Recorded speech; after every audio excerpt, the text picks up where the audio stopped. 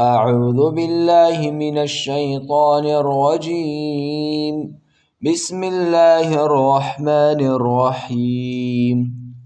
يستفتونك قل الله يفتيكم في الكلالة. صدق الله العظيم. نن به د سوره النساء درس نمبر 306 شروع کو. په نن درس کې به آیت نمبر 106 ترجمه او تفسیر وکړو.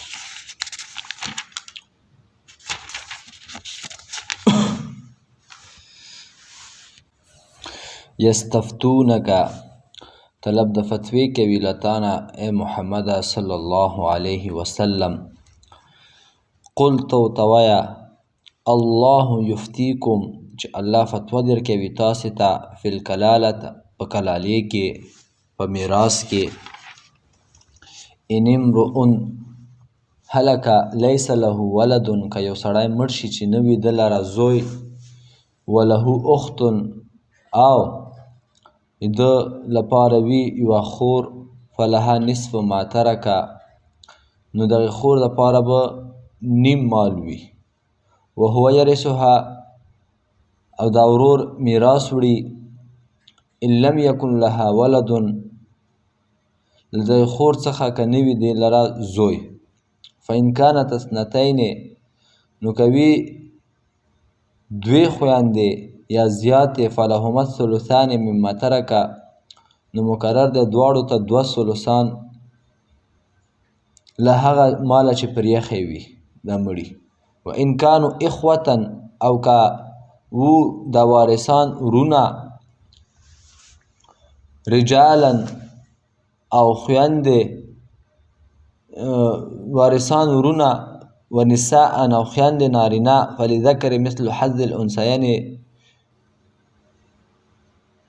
نو مقرر دی هر نارینه ته په اندازه د برخې د 2 ښځو. یبین الله لکم ان تدلوا بیانوي الله تاسې ته احکام د میراث چې ګمراه نشئ تاسې. والله بكل شیء علیم او الله په هر څیز باندې ښه عالم دی ښه خبر دی.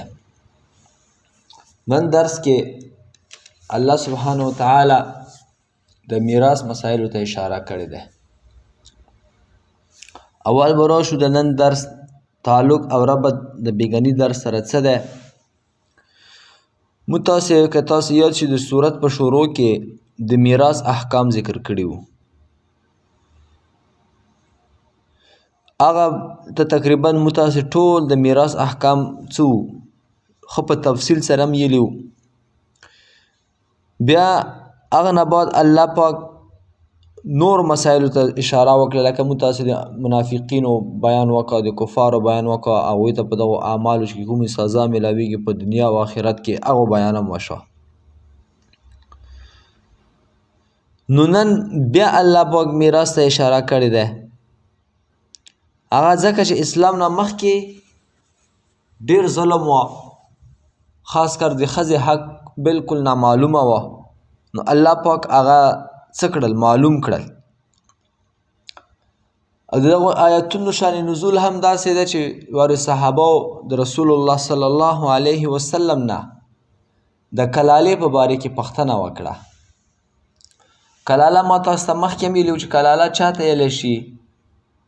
کلاله په لغت کې کمزور او ضعیف سړي ته ویلی شي. خو په شریعت کې هغه مړی ته نه مراد دی چې په وارثانو کې پلار او اولاد هیڅوک نه وي.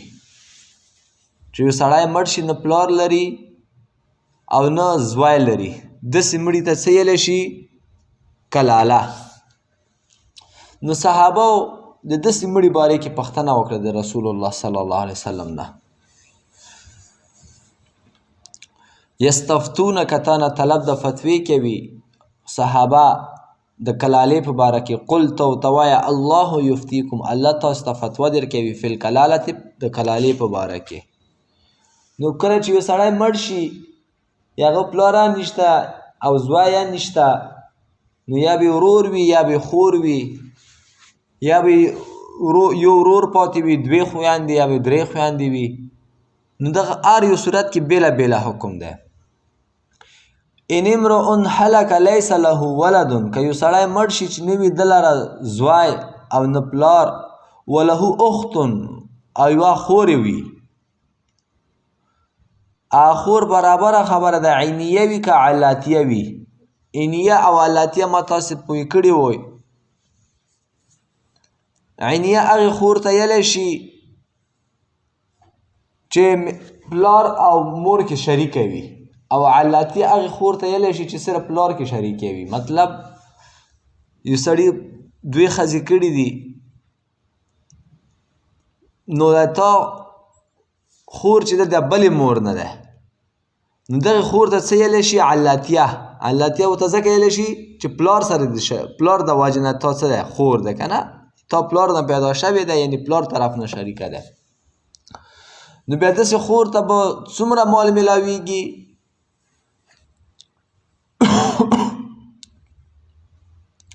فلها نصف ما ترکه، نیم مال به ورته میلاویږي. وهو یرثها ان لم یکن لها ولد، او دا ورور چې دا به میراث وړي له دې خور څخه که نه وي دې لره زوی. څه مطلب؟ او که چېرته داسې ښځه مړه شي چې هغې نه پلار وي نه زوی وي، صرف یو ورور ته نه پاتې وي، نو بیا وهو یرثها، نو دا ټول میراث به چا ته پاتې کېږي؟ ورور ته پاتې کېږي. ان لم یکن لها ولد، که د ښځې زوی نه وي. که چېرته ښځې زوی وه، نو بیا به دا ورور ته هیڅ برخه نه پاتې کېږي. ټول مال به بیا څوک خلي؟ زوی به خلي. دا د میراث مسالې دي، دا لږې ډېرې پیچیده غونته دي. په مدرسو کې په شپږمې درجې کې، یعنې شپږم کلاس کې د خپل کتاب دی. کتاب تقریبا 5 میاشتو کې مدرسو کې څه کېږي؟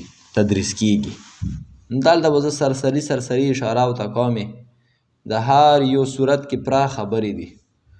فإن كانت اثنتين فلهما الثلثان مما ترک، نو کوي دا خویندې دوه یا زیاتې نه مقرر دي، دواړو ته 2 ثلثان له هغې ماله چې پر یخې وي دغه مړي،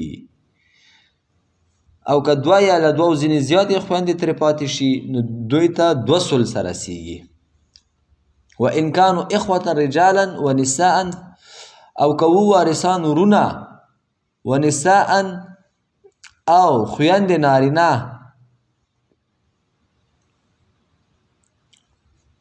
فلذکر مثل حظ الانثیین، نو ښځې پس مقرر دي نارینه ته په اندازه د برخې د 2 ښځو، یعنې یو نارینه ته د 2 ښځو هومره حصه به رسیږي. دا شریعت کې دا قاعده ده چې مثال خبره 1,00,000 روپۍ پاتې دي، نو یا 1,500,000 به ویایو، یوه جلکې ده او یو وړکې ده، نو 1,00,000 به وړکې ته رسیږي، 50,000 به جلکې ته رسیږي، ځکه وړکې ته به 2 چنده حصه میلاویږي.